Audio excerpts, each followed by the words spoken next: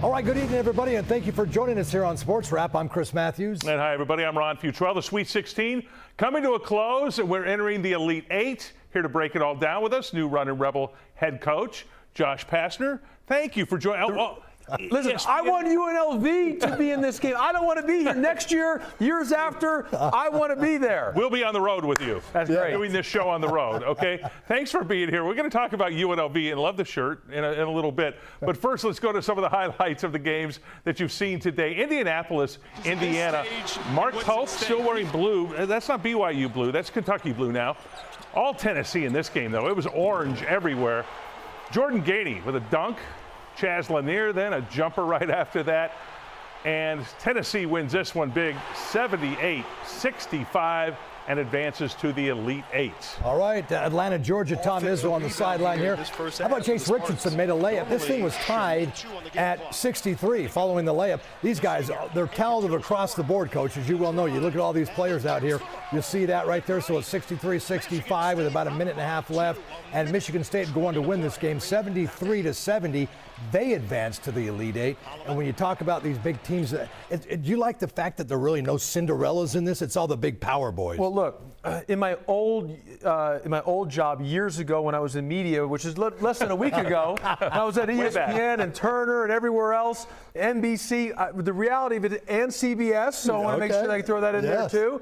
What I would tell you is I called it that it was going to be this year about the highest seeds. I said the 1 and 2 seeds, the top 8 seeds, 4 of them were going to end up being in the Final Four. It was just the year of the high seeds. That's the facts of it. So it's just one of those things. Could it be because of the NIL or the transfer portal? I just think the bottom line is this year the top teams are what the top teams are. There really is no Cinderella story.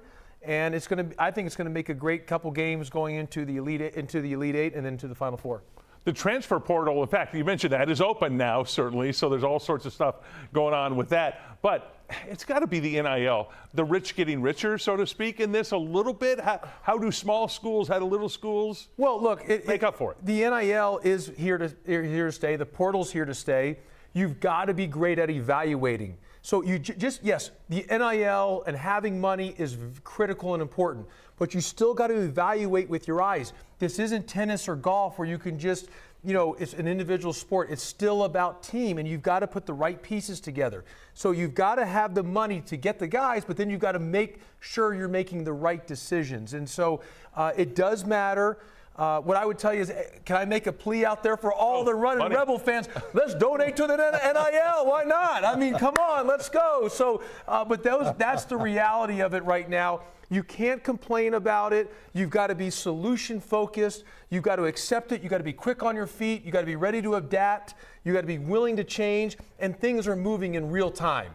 And so that's just part of the deal. And you've got to be ready for it because it's not going anywhere. It's here to stay. How do coaches develop players anymore when they're leaving one year to the next? They don't have a chance to kind of get there, learn the system, develop a player, and get that player better. Well, look, development and getting guys better and coaching your guys hard still matters.